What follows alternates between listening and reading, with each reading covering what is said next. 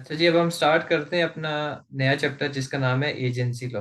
ठीक है। तो देखते हैं सबसे पहले वर्ड जो एजेंट है, एजेंट का क्या मतलब होता है। तो agent basically an agent is a person who is authorised to act for another in making of legal relations with third party. Agent वो बंदा है जिसको अथॉरिटी होती है कि वो प्रिंसिपल के बिहाफ पर कॉन्ट्रैक्ट कर सके, लीगल रिलेशंस बना सके थर्ड पार्टीज के साथ। ठीक है।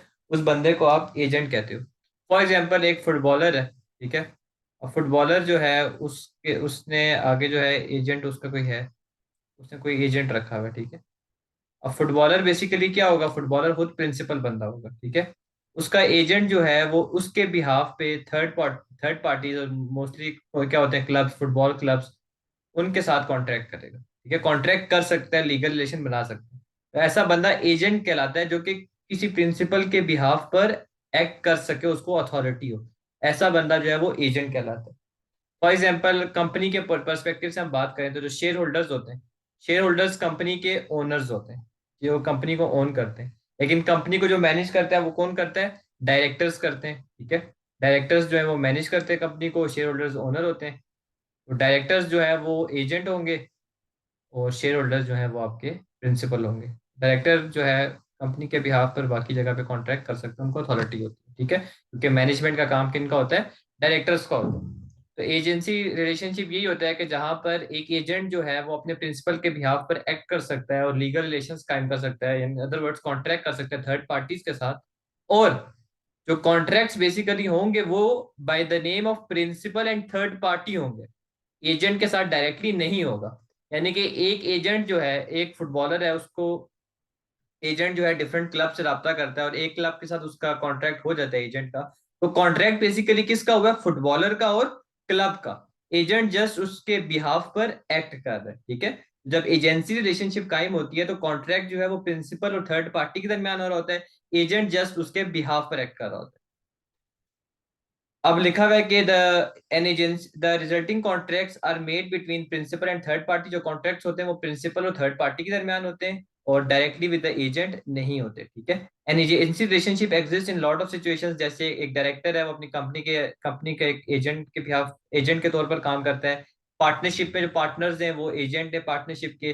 रियल एस्टेट एजेंट होता है जो कि जिस बंदे ने घर बेचना होता है वो एक एजेंट को हायर कर लेता है। ठीक है। वो उसको घर के लिए बंदा ढूंढ के देता है जिसने घर खरीदना हो, बायर। तो वो रियल एस्टेट एजेंट कहलाता है।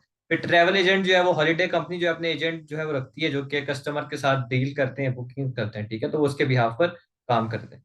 तो ये जो है एजेंट एजेंट होता है। क्लियर है एजेंट की डेफिनेशन। जी। सही है। अब एजेंसी रिलेशनशिप जो अराइज करती है, इंपॉर्टेंट है ये, वो पांच तरीकों से करती है। पांच तरीकों से जो है ना आप एजेंसी रिलेशनशिप को कह सकते हैं कि इट हैज बीन एस्टेब्लिश्ड। वो पांच तरीके हैं। नंबर वन एक्सप्रेस एग्रीमेंट, फिर इम्प्लाइड एग्रीमेंट, फिर by necessity, by ratification, then by estoppel. अब स्टार्ट करते हैं एक्सप्रेस एग्रीमेंट क्या होता है। एक्सप्रेस का मतलब ये होता है कि जहां पर प्रिंसिपल जो है वो एक्सप्रेसली जो है अपने एजेंट को अपॉइंट करें, यानी कि प्रॉपर तौर पर एक एग्रीमेंट हो। एग्रीमेंट में वो एक्सप्रेसली ये मेंशन करे कि जो ये बंदा है वो मेरा एजेंट है। ठीक है। तो उसको आप एक्सप्रेस एग्रीमेंट कहते हो। एग्रीमेंट जो है वो ओरली भी हो सकता है और इन राइटिंग भी हो सकता है। फिर होता है इम्प्लाइड एग्रीमेंट। इम्प्लाइड एग्रीमेंट जो है वो इम्प्लाइड बाय पोजीशन होता है कि जहां पर पी और ए के दरमियान जो है वो कोई कॉन्ट्रैक्ट हुआ हुआ तो नहीं होता। ठीक है। कि वो एजेंट है, लेकिन पी की जो जो ए की पोजीशन होती है उससे ये इम्प्लाई हो रहा होता है कि वो उसका एजेंट है। जैसे फॉर एग्जांपल पार्टनर्स जो होते हैं पार्टनरशिप में, अब उनके वो दरमियान कुछ होता नहीं है कि यार ये एजेंट है, एक्सप्रेस एग्रीमेंट नहीं होता, लेकिन क्योंकि वो पार्टनर्स होते हैं पार्टनरशिप में, वो इन्वॉल्वमेंट उनकी होती है, तो अजम्पशन उनकी पोजीशन से ये इम्प्लाई हो रहा होता है कि ये क्या है, ये एजेंट है। ठीक है। इसको आप कहते हैं इम्प्लाइड एग्रीमेंट, जहां पर एक्सप्रेसली तो एग्रीमेंट नहीं हुआ होता लेकिन उनकी पोजीशन से ये इम्प्लाई हो रहा होता है कि ये प्रिंसिपल के एजेंट होंगे। क्लियर है इम्प्लाइड एग्रीमेंट। जी। थर्ड है बाय नेसेसिटी। बाय नेसेसिटी का मतलब ये होता है कि ऐसी पोजीशन आ जाए, ऐसे सर्कमस्टांसेस हो जाए कि जहां पर नेसेसरी हो जाए कि एजेंसी रिलेशनशिप कायम हो। ठीक है। अब इसको समझने के लिए मैं जरा आपको एक केस के थ्रू, एक सिनारियो के थ्रू समझाता हूँ। ठीक है। अब बाय नेसेसिटी में ये होता है कि फॉर एग्जांपल दो पार्टीज हैं। एक पार्टी है प्रिंसिपल, अब अभी मैं प्रिंसिपल एजेंट नहीं बोलता, फॉर एग्जांपल एक पार्टी है पार्टी ए, एक है पार्टी पार्टी बी। ठीक है। अब ए ने जो है ना, फॉर एग्जाम्पल अपना कुछ सामान जो है वो बी को दिया है, और बी को कहा हुआ है कि तुमने मेरा सामान जो है वो डिलीवर करना है किसी लोकेशन पे। अब बी जो है उस लोकेशन पे जब जा रहा था, तो रास्ते में for example weather condition extreme होगी, रोड जो है वो लैंडस्लाइडिंग आ गई, अब वो फर्दर आगे जा नहीं सकता, ठीक है। अब वो फंस गया उस जगह पे, ठीक है, फंस गया उस जगह पे, नेटवर्क भी नहीं है। अब बी ने क्या किया कि अब उसके पास वो नेटवर्क भी नहीं है कि ए से रब्ता करे, उसे बता सके कि मैं जब सामान डिलीवर करने जा रहा था तो रास्ते में ऐसे वेदर कंडीशन एक्सट्रीम हो गई है, लैंडस्लाइड हो गई है, ठीक है, अब मैं जो है ठीक होते हुए टाइम लगेगा, एक दिन दो दिन। तो अब बी ने क्या किया कि उससे अब वो राब्ता भी नहीं कर सकता, ए को राब्ता करके बता भी नहीं सकता। बी ने कहा कि यार ये जो सामान पड़ा हुआ है ये पहुंचाना जो है जरूरी है, वेदर कंडीशन एक्सट्रीम है, तो इस सामान को मैं नजदीकी कहीं कोई होटल वगैरह ले लेता हूँ, कोई कमरा शमरा रख लेता हूँ, उस जगह पे मैं रख देता हूँ इस सामान को, क्योंकि दो दिन तीन दिन लग जाएंगे रोड को ठीक ठीक होते होते, ठीक है। अब बी ने जो सामान रखा है उस रूम में, जो भी उसने जगह हायर किया है, इमरजेंसी की सिचुएशन थी, उसने सामान रखा, उस सामान का उसने रेंट पे आउट किया, ठीक है। अब प्रॉब्लम ये होती है कि जो वो रेंट है, क्या वो रेंट जो है वो रिकवर कर सकता है पार्टी ए के साथ या नहीं कर सकता, ठीक है। तो अगर तो ऐसा सिचुएशन अराइज हो जाती है, तो हम कहेंगे कि यार बी जो है वो बाय नेसेसिटी एजेंट था, यानी कि वो पी के बिहाफ पे काम कर रहा था, तो ऐसी सिचुएशन में जो वो रेंट है इस सिचुएशन में जो उसने पे किया होगा वो रिकवर कर सकता है। इसको आप कहते हैं एजेंट बाय नेसेसिटी, कि सिचुएशन ऐसी बन जाए कि सर्कमस्टांसेस ऐसे क्रिएट हो जाए कि वो नेसेसरी हो जाए उसके लिए एजेंट बनना, ठीक है। अब इसकी कंडीशंस क्या है? नंबर वन के चार कंडीशंस ये सेटिस्फाइड होंगी तभी वो एजेंट बाय नेसेसिटी कहलाएगा। P's property is interested to A, ये प्रिंसिपल की प्रॉपर्टी, जैसे इस सिचुएशन में पार्टी ए का जो सामान था वो बी के पास था, बी को उसने इंटरेस्ट किया हुआ था कि तुमने सामान डिलीवर करना है। And emergency arises making it necessary for A to an act. अब ए का मतलब एजेंट होता है, तो वो ऐसी इमरजेंसी सिचुएशन आ जाए जहां पर ए को यानी कि एजेंट को अब एक्ट करना पड़ जाए। अब वो एजेंट तो हर सिचुएशन में कौन सा होगा? पार्टी बी होगा, कि अब ऐसी इमरजेंसी आ गई, फ्लड्स लैंडस्लाइडिंग आ गई, ठीक है, वेदर कंडीशन एक्सट्रीम है, अब उसका सामान जो है वो भी सिक्योर करना जरूरी है, वो सामान पहुंचाना है, तो उसने एक्ट किया कि उसने सामान को नजदीकी जो भी होटल उसको मिला उसमें रखवा दिया।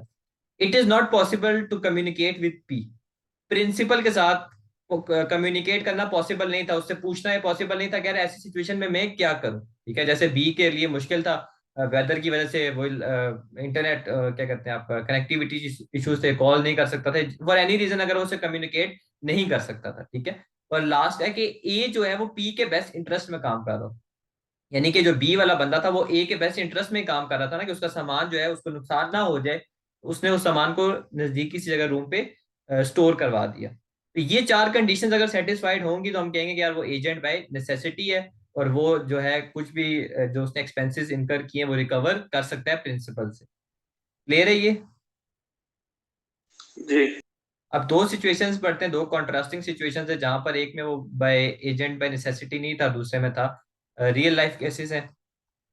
ए जो है उसने स्किन प्रेजल वर्सेस ब्लास्पेल 1924 का केस है, वर्ल्ड वॉर वन के टाइम का। A bought skins as an agent for P but was unable to send them to P because of prevailing war conditions. A जो है उसने पी के लिए skins खरीदी, ठीक है, एनिमल स्किन्स होंगी बेसिकली, वो उसने अब पी को भिजवा नहीं सका। क्यों? क्योंकि वॉर थी, तो वो सामान भिजवाना उसके लिए पॉसिबल नहीं था। Since A was also unable to communicate with P, अब ए जो है उस वो पी के साथ कम्युनिकेट भी नहीं कर सकता था, ठीक है। उसने क्या किया कि वॉर खत्म होने से पहले उसने जो स्किन्स थी, जो खालें थी, वो क्या कर दी? बेच डाली, ठीक है। अब बेसिकली क्या वो ये काम कर सकता था? क्या वो एजेंट बाय नेसेसिटी था? क्या वो ये एक्ट कर सकता था? ये क्वेश्चन रेज हुआ, तो कोर्ट ने कहा वो एजेंट बाय नेसेसिटी नहीं था, क्योंकि वो स्किन्स को जो है वो स्टोर कर सकता था, कोई रियल इमरजेंसी नहीं थी। रियल इमरजेंसी नहीं थी, तो सिचुएशन टू जो है वो बेसिकली जो कंडीशन टू है वो सेटिस्फाई नहीं हो रही कि इमरजेंसी होनी चाहिए, ठीक है। अब पी को कोई इमरजेंसी नहीं थी कि मुझे वो स्किन्स चाहिए ही चाहिए। वो स्किन्स को कोर्ट ने कहा कि वो स्टोर भी तो कर सकता था ना, अपने पास रख सकता था जब तक जंग खत्म नहीं होती, फिर उसको भिजवा देता। बेचने की क्या जरूरत थी? उसने यही कहा कि यार मैं एजेंट बाय नेसेसिटी था इसलिए मैंने बेच दी। लेकिन ऐसा नहीं था, कोर्ट ने कहा कि भाई कोई इमरजेंसी नहीं थी, तुम स्किन्स जो है खालें जो है उनको स्टोर कर सकते थे, लेकिन तुमने, और दूसरा ये देखें ना, उसने पी के बेस्ट इंटरेस्ट पे भी काम तो नहीं किया ना, उसने खुद बेच डाली। असल तो उसने पी के बिहाफ पे उसको पहुंचानी थी ना। तो ये दो कंडीशंस बेसिकली सेटिस्फाइड नहीं हुई, तो कोर्ट ने कहा कि तुम एजेंट बाय नेसेसिटी नहीं हो। क्लियर है ये वाला? यस। जी। उसी के साथ अब एक और केस है 1874 का, रेलवे वर्सेस सॉफील्ड। एक कॉन्ट्रैक्ट हुआ था दो पार्टीज के दरमियान, जहां पर जो रेलवे थी उन्होंने एग्री किया था कि वो डिफेंडेंट का हॉर्स जो है वो एक रेल स्टेशन पे छोड़ देंगे, और जहां से अगली पार्टी जो है वो आके पिकअप कर लेगी, ठीक है। रेलवे वालों ने ये दो पार्टी से दरमियान कॉन्ट्रैक्ट हुआ था, और जीएनआर जो कि नॉर्दर्न रेलवे थी, उन्होंने कहा कि ठीक है, जो डिफेंडेंट का घोड़ा है वो हम फलाने रेलवे स्टेशन पे पहुंचा देंगे, जहां से आगे आने वाली पार्टी उसको कलेक्ट कर लेगी। अब हुआ यूं कि रेलवे स्टेशन वालों ने वो घोड़ा रेल में रखा, वो स्टेशन आया, वहां पर उन्होंने देखा कि कोई बंदा आया ही नहीं है उसको पिकअप करने, ठीक है। तो स्टेशन मास्टर ने क्या किया कि कांटेक्ट करने की कोशिश की जिस बंदे ने पिक करना था, लेकिन वो कांटेक्ट भी नहीं कर सका। फिर उसने हॉर्स को जो है वो स्टेबल में रख दिया, ठीक है, स्टबल में हॉर्स को रख दिया, और उस स्टबल में जाहिर सी बात रखा तो उन्होंने चार्जेस लिए, ठीक है, पैसे लिए जो रखने के थे, एक्सपेंसेस लिए। अब जब इन्होंने एक्सपेंसेस क्लेम किए ग्रेटर नॉर्दर्न रेलवे ने उस बंदे से, जिसने आगे घोड़ा पिक करना था, तो वो मुकर गया। लेकिन कोर्ट ने क्या कहा, कोर्ट ने कहा कि भाई वो रिकवर कर सकते हैं कॉस्ट, बिकॉज वो एजेंट अब बन गया था बाय नेसेसिटी, ठीक है, इमरजेंसी, मतलब जरूरी था घोड़े को जो है वो स्टेबल में रखना, ठीक है, फर्दर चोरी होने का भी खतरा हो सकता था, कुछ भी हो सकता था, इमरजेंसी सिचुएशन थी, पी से कम्युनिकेट भी नहीं कर पा रहा था। और उसने, जो स्टेशन मास्टर था, उसने पी के बेस्ट इंटरेस्ट में काम किया, घोड़ा सेफ और सिक्योर रहे, उसको उसने अस्तबल में रखा। तो सारी कंडीशन सेटिस्फाई थी, तो जो कॉस्ट लगी स्टेबलिंग की वो एक रात की, वो इंटाइटल था, वो क्लेम कर सकता था जिस बंदे ने आके घोड़े को पिक करना था। तो रेलवे वालों ने केस बेसिकली जीत लिया था। क्लियर है? जी। तो पहले हो गया एक्सप्रेस एग्रीमेंट, दूसरा हो गया इम्प्लाइड एग्रीमेंट, तीसरा हो गया बाय नेसेसिटी, चौथा होता है by ratification. Agency relationship exist हो सकता है। अब ये क्या होता है? If A if a properly appointed agent exceed his authority, अगर एक एजेंट है जो कि प्रॉपर तरीके से आपने अपॉइंट किया हुआ है, वो अपनी अथॉरिटी को एक्सीड करता है, ठीक है, या फिर एक बंदा है जिसको कोई आपने अथॉरिटी दी हुई नहीं थी, लेकिन वो ऐसे एक्ट करता है कि वो आपका एजेंट है, ठीक है, तो प्रिंसिपल की नॉर्मली कोई लाइबिलिटी नहीं होगी। नॉर्मली प्रिंसिपल की कोई लाइबिलिटी नहीं होगी, ठीक है। लेकिन अगर वो प्रिंसिपल कॉन्ट्रैक्ट को रेटिफाई कर दे, रेटिफाई का मतलब ये है कॉन्ट्रैक्ट को अप्रूव कर दे, ठीक है, उसको वैलिड कर दे, तो फिर वो कॉन्ट्रैक्ट होगा। मैं अगेन रिपीट करता हूं कि अगर एक बंदा था जो था प्रॉपरली अपॉइंटेड एजेंट, लेकिन जो उसको उसने अथॉरिटी दी हुई थी प्रिंसिपल ने, वो उस अथॉरिटी को एक्सीड कर जाए, पहली बात। दूसरी बात कि ऐसा बंदा जो कि एजेंट था नहीं, उसको अपॉइंट नहीं किया गया था, लेकिन वो ऐसा एक्ट कर रहा था कि यार वो एजेंट है, तो अगर वो किसी थर्ड पार्टी के साथ कॉन्ट्रैक्ट करता है, ये दो बंदे, तो प्रिंसिपल की कोई लाइबिलिटी नहीं होगी। अगर कोई कॉन्ट्रैक्ट में मसला हो जाता है, दूसरी पार्टी को नुकसान हो जाता है, तो प्रिंसिपल लाइबल नहीं होगा। लेकिन अगर प्रिंसिपल उस कॉन्ट्रैक्ट को अप्रूव कर दे, तो फिर वो लायबल हो सकता है, यानी कि फिर एक एजेंसी रिलेशनशिप डेवलप हो जाएगा। अब इसको एक एग्जांपल से समझते हैं। पहली एग्जांपल के फॉर एग्जांपल जो एजेंट है वो अपनी अथॉरिटी को एक्सीड करता है। आप प्रिंसिपल हैं, आपने अपने एजेंट से कहा कि यार जो लोन तुम लोगों ने देना है ना, लोन की जो अमाउंट है फॉर एग्जांपल वो एक्सीड नहीं करनी चाहिए $200,000 से, ठीक है, इससे ज्यादा का लोन आप लोगों ने नहीं देना किसी भी पार्टी को। अब फॉर एग्जांपल एक जो आपका था एजेंट, उसने ये इसको एक्सीड कर दिया, अथॉरिटी को उसने 4 लाख का लोन दे दिया एक पार्टी को।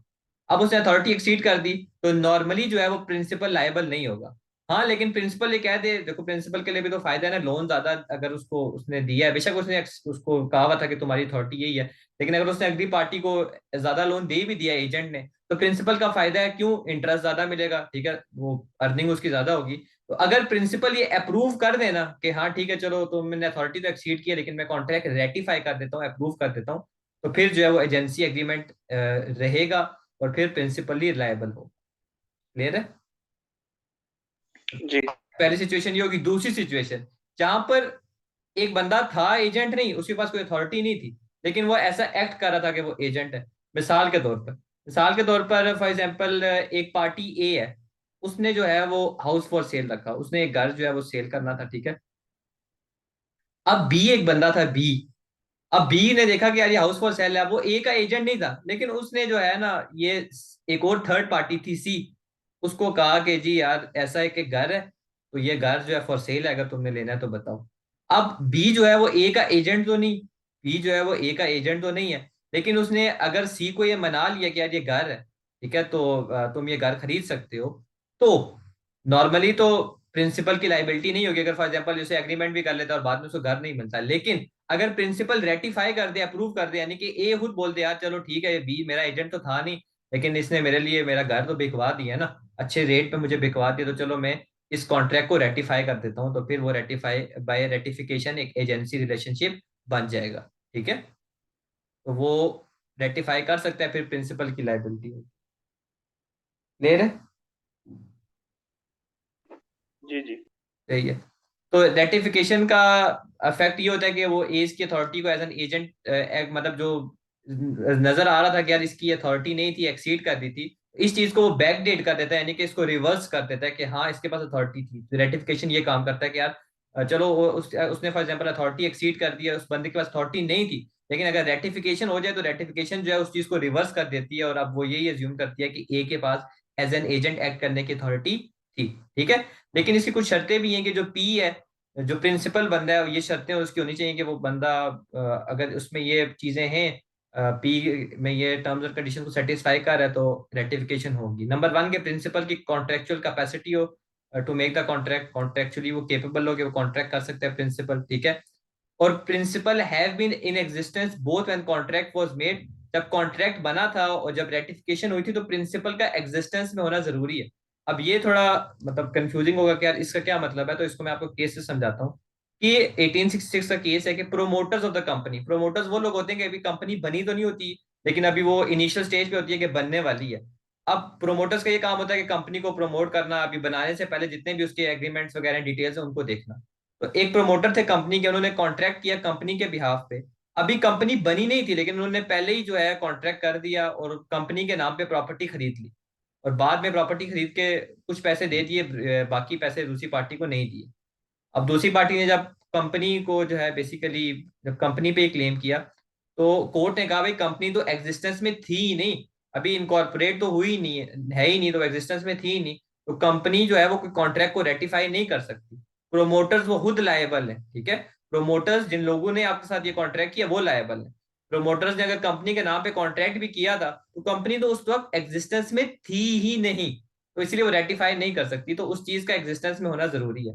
आगे जाके हम पढ़ेंगे नेक्स्ट चैप्टर से, चैप्टर 7 से हम स्टार्ट करेंगे कि कंपनी जो है उसकी एक सेपरेट लीगल एंटिटी होती है। ठीक है, कंपनी की भी एक लीगल एग्जिस्टेंस होती है। तो अगर कंपनी इनकॉर्पोरेट नहीं हुई भी, उसके नाम पे आपने कॉन्ट्रैक्ट कर दिया, तो वो आप रेटिफाई नहीं कर सकते। ठीक है, तो इसीलिए प्रिंसिपल का, यानी कि इस सिचुएशन में कंपनी प्रिंसिपल थी, उसका एग्जिस्टेंस में होना जरूरी है, कॉन्ट्रैक्ट के वक्त भी और रेटिफिकेशन के वक्त भी। क्लियर है? जी। उसके बाद आइडेंटिफाई करना जरूरी है, जाहिर सी बात है प्रिंसिपल को मेंशन करना जरूरी है जब कॉन्ट्रैक्ट तैयार होता है। सारे मटेरियल फैक्ट्स जो हैं, फैक्ट्स प्रिंसिपल को बताना जरूरी है, जो जो भी एग्रीमेंट्स हैं, कंडीशंस है, प्रिंसिपल को पता होना जरूरी है क्लियरली से, और प्रिंसिपल जो है वो क्लियरली सिग्निफाई कर रहा है इसकी इंटेंशन के वो रेटिफाई कर रहा है whole contract within reasonable time, यानी कि प्रिंसिपल ने ये इंटेंशन शो कर दी हुई है, या वो इंटेंशन ये शो उसे करनी चाहिए कि यार हाँ कॉन्ट्रैक्ट जो है मैं उसको रेटिफाई कर दूंगा, अप्रूव कर दूंगा एक रीजनेबल टाइम में। तो अगर ये चीजें हैं, तो फिर प्रिंसिपल जो है वो कॉन्ट्रैक्ट को रेटिफाई कर सकता है। ये बात आपने याद रखनी है कि इलीगल कॉन्ट्रैक्ट रेटिफाई नहीं हो सकता, कि आप किसी का मर्डर का कॉन्ट्रैक्ट है तो उसको आप रेटिफाई कर रहे हो, तो ऐसा पॉसिबल नहीं है। क्लियर है? Agency by ratification. जी। इसके बाद लास्ट है agency by estoppel. This arises where P holds out, where P holds out that A is his agent even though he is not। तो ये बड़ा इंटरेस्टिंग इन्होंने लिखा हुआ है, ये थोड़ा थोड़ा मैच कर रही है लेकिन इससे आपके रेटिफिकेशन से, लेकिन ये डिफरेंट है। एजेंसी बाय स्टॉपल रिलेशन तब अराइज होता है जब P यानी कि प्रिंसिपल होल्ड आउट करता है, यानी कि शो इस तरह करता है कि A जो है वो उसका एजेंट है, लेकिन A का उसके साथ कोई एजेंसी रिलेशन नहीं होता। ठीक है, तो अगर प्रिंसिपल ऐसा शो करे किसी के बारे में कि यार वो मेरा एजेंट है, बेशक उनका एग्रीमेंट ना हुआ हो, तो उसको हम एजेंसी बाय स्टॉपल कहते हैं। उस सिचुएशन में प्रिंसिपल जो है वो अपनी आइडेंटिटी, जो अपनी अथॉरिटी है, अ, उस सिचुएशन में प्रिंसिपल को उस कॉन्ट्रैक्ट को फॉलो करना पड़ता है, और वो एक ही अथॉरिटी को डिनाई नहीं कर सकता। अगर प्रिंसिपल ये होल्ड आउट करे, ये शो करे कि यार ए जो है थर्ड पार्टी को मेरा एजेंट है, बेशक वो ए उसका एजेंट नहीं है, लेकिन अगर वो ऐसा होल्ड आउट कर रहा है, ऐसा शो कर रहा है, तो यही एग्जम्पशन होती है कोर्ट की कि वो उसका एजेंट है। और वो प्रिवेंट फिर जो है प्रिंसिपल जो है वो ये बाद में नहीं कह सकता थर्ड पार्टी को कि यार ये तो मेरा एजेंट था ही नहीं। ए की अथॉरिटी को डिनाई फिर नहीं कर सकता। तो इसे आप कहते हो एजेंसी बाय स्टॉपर। ठीक है, क्लियर है एजेंसी बाय स्टॉपर। जी अब इसका एजेंसी बाय स्टॉपर का मैं, ये इन्होंने केस मेंशन किया हुआ है वो मैं आपको बताता हूँ अथॉरिटी के साथ ही, अपेरेंट अथॉरिटी के साथ, उसको मैं आपको इकट्ठे समझाता हूँ। अब बात कर लेते हैं अथॉरिटी क्या होती है, ठीक है, एजेंट की। एजेंट के पास क्या अथॉरिटी होती है? The authority of N agent is a central issue in the concept of agency. Agency के कॉन्सेप्ट में सेंट्रल इशू होता है कि यार अथॉरिटी, कितनी अथॉरिटी है एजेंट की। अथॉरिटी कैसे डिटरमिन की जाती है? दो चीजों के साथ, कि उसके पास क्या पावर्स हैं, the powers that agent has on behalf of the principal. Principal के बिहाफ पे वो क्या क्या काम कर सकता है, क्या क्या उसके पास पावर्स हैं, और किस किस एक्ट के लिए, उसके किस किस एक्ट के लिए प्रिंसिपल लायबल होगा। ठीक है, उसके किस किस एक्ट के लिए प्रिंसिपल लायबल होगा, यानी कि कौन कौन सा काम करेगा जिसपे लायबिलिटी प्रिंसिपल पे आएगी। तो ये दो चीजें डिफाइन करती हैं authority of an agent. if the agent exceed his powers by principal if the agent exceed his powers, the principal may still be liable to third party। अगर एजेंट फॉर एग्जांपल अपनी power को exceed भी कर सकता है तो हो सकता है कि प्रिंसिपल लायबल हो जाए, लेकिन प्रिंसिपल के पास ये राइट्स होते हैं कि वो एजेंट को जो है ना सू कर दे for the breach of contract. ठीक है, कुछ सिचुएशन में ऐसा भी पॉसिबल होता है कि अगर एजेंट ने अपनी पावर को एक्सीड कर दिया तो प्रिंसिपल हो सकता है लायबल हो थर्ड पार्टी के सामने, उसको कॉन्ट्रैक्ट फुलफिल करना पड़ेगा, लेकिन प्रिंसिपल फिर बाद में ए को सू कर सकता है कि तुमने अथॉरिटी एक्सीड की थी, तो ब्रीच ऑफ कॉन्ट्रैक्ट के लिए सू कर सकता है, उसे डैमेजेस क्लेम कर सकता है। अथॉरिटी जो है वो डिफरेंट टाइप्स की होती है। ठीक है, एक्चुअल अथॉरिटी जो है वो दो तरह की होती है, एक होती है एक्सप्रेस एक्चुअल अथॉरिटी, एक होती है इम्प्लाइड। जरा रिपीट कीजिएगा लास्ट पॉइंट जो उधर ऊपर किया था आपने। ये इसमें ये है कि एजेंट अगर फॉर एग्जांपल एक्सीड कर देता है अपनी पावर को, एजेंट अगर अपनी पावर को एक्सीड कर देता है तो प्रिंसिपल हो सकता है कि वो लायबल हो टू थर्ड पार्टी। ठीक है, यानी कि एजेंट को आपने जो पावर दी थी, एजेंट ने वो पावर एक्सीड करके थर्ड पार्टी के साथ कॉन्ट्रैक्ट कर दिया, तो हो सकता है कुछ सिचुएशंस में जो है वो प्रिंसिपल लायबल हो थर्ड पार्टी के सामने, प्रिंसिपल को उस कॉन्ट्रैक्ट को पूरा करना पड़े। लेकिन प्रिंसिपल फिर बाद में एजेंट को सू कर सकता है कि तुमने ब्रीच ऑफ कॉन्ट्रैक्ट क्यों किया था, तुमने अपनी अथॉरिटी जो है अपनी पावर को एक्सीड क्यों किया था। ये पॉइंट है, क्लियर है। जी जी मैंने आपके बिहाफ पे तीसरी पार्टी के साथ कॉन्ट्रैक्ट किया, मैं आपका एजेंट था, लेकिन मैंने अपनी पावर को एक्सीड कर दिया। आपने कहा कि तुमने कॉन्ट्रैक्ट तीसरी पार्टी के साथ तो कर लिया, चलो उसको, वो तो आपने उस कॉन्ट्रेक्चुअल ऑब्लिगेशन को पूरा कर दिया, लेकिन बाद में आप मुझे सू कर सकते हैं कि यार तुम्हारे पास तो पावर थी नहीं, तुमने पावर क्यों एक्सीड की, तुमने अपनी अथॉरिटी क्यों एक्सीड की, तो आप मुझे सू कर सकते हैं। ये बेसिकली ये पॉइंट है। अब जो अथॉरिटी मिलती है प्रिंसिपल को वो तीन तरीकों से दी जाती है। जो एक्चुअल अथॉरिटी होती है वो दो तरह की होती है, एक होती है एक्सप्रेस एक्चुअल अथॉरिटी, दूसरी होती है implied actual authority. Express actual authority का मतलब ये होता है कि जो कि एक्सप्लिसिटली एग्रीमेंट में मेंशन्ड होती है कि एजेंट के पास ये अथॉरिटी है, ये काम करने की अथॉरिटी है, क्लियरली मेंशन्ड होती है इन एन एग्रीमेंट, उसको आप कहते हो express actual authority. Implied actual authority का मतलब ये होता है कि जो उसकी पोजीशन है, उसकी पोजीशन से क्या इंप्लाई होता है कि उसके पास क्या क्या अथॉरिटी हो सकती है। ठीक है, तो इम्प्लॉयड अथॉरिटी में क्या आता है, an agent has employed authority to do things which are reasonably incidental to the performance of an expressly authorised act. Employed authority में वो अथॉरिटी भी आ सकती है जो हम ये एज्यूम कर सकते हैं कि यार जो एक्सप्रेस अथॉरिटी है उससे रिलेटेड है। इंसिडेंटल का मतलब है उससे ताल्लुक रखती है, उस किस्म की अथॉरिटी वो उसके पास हम एज्यूम कर सकते हैं होगी। An agent occupying that position would usually have authority to. जो लोग एजेंट होते हैं नॉर्मली, उनके पास क्या क्या अथॉरिटी होती है, हम वो ये एज्यूम करते हैं कि यार ये अथॉरिटी उस बंदे के पास होगी, उसकी पोजीशन से इंप्लाई करते हैं। Have not been expressly prohibited. Expressly prohibited का मतलब ये होता है कि क्लियरली फॉरबिडन, क्लियरली फॉरबिड ना किया वाया एग्रीमेंट। ठीक है, तो हम वो भी एज्यूम करेंगे कि यार एजेंट के पास वो अथॉरिटी है, अनलेस प्रिंसिपल ने उसे क्लियरली फॉरबिड ना किया हो। क्लियरली फॉरबिड का मतलब ये होता है कि साफ मना ना किया हो। ठीक है, साफ मना करने का मतलब ये होता है कि ऑब्वियसली कि आपने इन एग्रीमेंट जो है वो उसको कहा हो। ठीक है, तो ये इम्प्लाइड एक्चुअल अथॉरिटी होती है। बाकी अपेरेंट ऑस्टेंसिबल अथॉरिटी का मतलब ये होता है कि जो अपेरेंट का मतलब ये होता है कि जो थर्ड पार्टी है, जो तीसरी पार्टी है, उसकी क्या माइंड में है, वो क्या एज्यूम करती है कि यार इस बंदे के पास क्या अथॉरिटी हो सकती है, उसको आप अपेरेंट अथॉरिटी बोलते हो। Such authority arises where A is held out by P as having authority. जहां पर एजेंट को जो है ना आप, मतलब आप एज्यूम कर रहे होते हैं कि यार एजेंट के पास क्या क्या अथॉरिटी हो सकती है, तीसरी पार्टी एज्यूम करी होती है, तो वो अपेरेंट अथॉरिटी कहलाती है। The representation by P may arise from previous dealings. Previous dealing के थ्रू आप उस अथॉरिटी को जज कर सकते हैं, अभी हम केस से भी पढ़ेंगे, ठीक है। ये लास्ट पॉइंट ये इंपॉर्टेंट है, ये आपने समझना है। However, a third party cannot rely on apparent authority when he knows that when there is lack of actual authority. Apparent authority का मतलब ये होता है कि थर्ड पार्टी के माइंड में क्या होता है कि उस बंदे की क्या अथॉरिटी हो सकती है। यानी कि मैं जो है वो क्या एज्यूम कर सकता हूँ, मैं थर्ड पार्टियों में क्या एज्यूम कर सकता हूँ कि यार एजेंट के पास क्या अथॉरिटी है, ठीक है। मेरी एजम्पशंस क्या है, उसकी पोजीशन को देख के कि यार उसके पास ये अथॉरिटी हो सकती है, वो आपकी अपेरेंट या ऑस्टेंसिबल अथॉरिटी कहलाती है, ठीक है।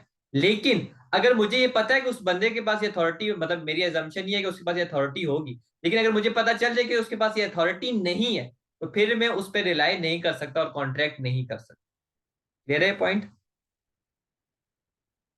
ये दोनों पॉइंट्स थोड़ा समझ नहीं आए, क्लास के बाद मैं पूछता हूँ आपसे इसका। चलिए मैं आपको बता देता हूँ।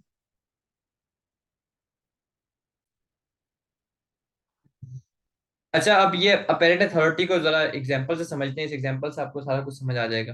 The defendant company at four directors. अब एक कंपनी थी, डिफेंडेंट कंपनी जो डिफेंड करती है अपने आपको, उनके चार डायरेक्टर्स थे, जिसमें से कोई भी मैनेजिंग डायरेक्टर नहीं था। मैनेजिंग डायरेक्टर का बेसिकली काम होता है मैनेज करना कंपनी को, कंपनी के बिहाफ पे कॉन्ट्रैक्ट्स पे जाना, ठीक है, कॉन्ट्रैक्ट्स वगैरह करना, वो मैनेजिंग डायरेक्टर का काम होता है। लेकिन जो चारों डायरेक्टर्स थे उसमें से अभी कोई भी डिसाइडेड नहीं था कि कौन मैनेजिंग डायरेक्टर है, ठीक है।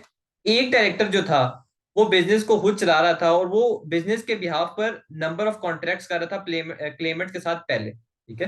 यानी कि वो कॉन्ट्रैक्ट्स करता था क्लेमेंट के साथ, था वो मैनेजिंग डायरेक्टर नहीं, एक्सप्रेसली कहीं मेंशन नहीं था कि वो मैनेजिंग डायरेक्टर है, ना इम्प्लाइड था कि वो मैनेजिंग डायरेक्टर होगा, ठीक है। तो लेकिन वो कॉन्ट्रैक्ट करता था, इससे पहले वही कॉन्ट्रैक्ट कर रहा था क्लेमेंट के साथ। On the previous occasion the board on behalf of the company at honour the contracts and paid the claimants. और जो बोर्ड ऑफ डायरेक्टर्स भी था, यानी कि बाकी डायरेक्टर्स जो है वो इस कॉन्ट्रैक्ट को ऑनर करते थे, बिल्कुल जो कॉन्ट्रैक्ट वो करता था, और वो जो क्लेमेंट्स के पैसे बनते थे वो उनको पे ऑफ करते थे। लेकिन इस सिचुएशन में जो बोर्ड ऑफ डायरेक्टर्स थे उन्होंने रिफ्यूज कर दिया, उन्होंने कहा कि जी डायरेक्टर की कोई एक्सप्रेस अथॉरिटी नहीं है कॉन्ट्रैक्ट करने की, ठीक है, क्योंकि वो मैनेजिंग डायरेक्टर नहीं था, तो हम ये कॉन्ट्रैक्ट अप्रूव नहीं करेंगे। इसको आप अब ये था है बेसिकली फैक्ट्स ये थे केस। चार डायरेक्टर्स थे, कोई भी मैनेजिंग डायरेक्टर नहीं था। उनमें से एक डायरेक्टर था, वो यूजली प्रीवियसली यही था, वही बंदा जो है ना लोगों के साथ कॉन्ट्रैक्ट करता था, और पहले भी जो रिमेनिंग डायरेक्टर्स थे वो उस कॉन्ट्रैक्ट को अप्रूव करते थे। इस दफा ये हुआ कि उसने किसी थर्ड पार्टी के साथ कॉन्ट्रैक्ट किया जो कि क्लेमेंट थी। लेकिन अब डायरेक्टर्स मुकर गए कि हम इस कॉन्ट्रैक्ट को अप्रूव नहीं करते, हम पैसे नहीं पे करेंगे। क्यों? क्योंकि एक्सप्रेसली कहीं नहीं मेंशन कि इसके पास अथॉरिटी है मैनेजिंग डायरेक्टर। ये फैक्ट्स है, ये क्लियर है, ये फैक्ट ऑफ केस। जी। अब हुआ यूं कि कोर्ट ने क्या कहा, अब ये इंपॉर्टेंट है, इसे आपको पेरेंट अथॉरिटी समझ आ जाएगी। Although the director had no express authority to make the contract. Director के पास कोई एक्सप्रेस अथॉरिटी नहीं थी कॉन्ट्रैक्ट को बनाने की। The director had apparent authority. लेकिन डायरेक्टर के पास एक अपेरेंट अथॉरिटी थी। This was because by honouring similar contract in the past the company, the obviously the company is the principal, had given the impression that director had the authority to make this sort of contract. Court ने कहा भाई बिल्कुल ये बात ठीक है कि इस डायरेक्टर के पास कोई एक्सप्रेस अथॉरिटी नहीं थी, लेकिन इसके पास अपेरेंट अथॉरिटी थी। कोर्ट ने रीजन भी दी। उन्होंने कहा अपेरेंट अथॉरिटी इसलिए थी क्योंकि जो पिछले कॉन्ट्रैक्ट करता था, कंपनी जो है यानी कि rest of board of directors, वो कंपनी के लिए कंपनी जो बेसिकली वो, क्योंकि वो लोग पिछले कॉन्ट्रैक्ट्स को भी ऑनर करते थे, अप्रूव करते थे, तो उससे उन्होंने ये इंप्रेशन दे दिया क्लेमेंट को कि यार ये जो बंदा है ये कंपनी का क्या है, मैनेजिंग डायरेक्टर है, और इसके पास ये अथॉरिटी है, क्योंकि मैनेजिंग डायरेक्टर का काम होता है चीजों को डील करना, कॉन्ट्रैक्ट्स में इन होना, ठीक है। तो जो क्लेमेंट थे जिन्होंने डीलिंग की, वो इसी चीज पे रिलाई उन्होंने किया, इसी चीज पे उन्होंने रिलाई किया कि यार ये जो डायरेक्टर है, ठीक है, ये कंपनी के बिहाफ पर एक्ट कर रहा है एज एन एजेंट, और इसके पास ये अपेरेंट अथॉरिटी होगी। तो इसीलिए जो है अपेरेंट अथॉरिटी थी, और जो पेमेंट बनती थी क्लेमेंट की वो करनी थी कंपनी ने। इस तरह आपने पेरेंट अथॉरिटी को देखना है कि यार जो थर्ड पार्टी है वो, उसको क्या इंप्रेशन जाता है कि इस बंदे के पास क्या अथॉरिटी होगी। हाँ, अगर फॉर एग्जांपल यहाँ पर थर्ड पार्टी को पता होता ना कि वो बंदा मैनेजिंग डायरेक्टर नहीं है, उनको क्लियरली पता होता, ठीक है, और फिर भी वो डीलिंग करते तो फिर वो उन कंपनी पे लाइबिलिटी ना होती, ठीक है, फिर थर्ड पार्टी का अपना कसूर था। लेकिन क्योंकि कंपनी पिछली दफ पहले भी उन कॉन्ट्रैक्ट्स को ऑनर कर रही थी, तो उन्होंने ये इंप्रेशन दे दिया क्लेमेंट्स को या थर्ड पार्टी को कि यार इस बंदे के पास अथॉरिटी है, वो अथॉरिटी है पेरेंट अथॉरिटी। क्लियर है? जी जी। इसके बाद breach of warranty of authority. Warranty of authority का भी मतलब है कि जो अथॉरिटी आपको दी गई है बेसिकली, उसको अगर आप ब्रीच करते हो तो फिर क्या होगा, उसके क्या इफेक्ट्स होंगे।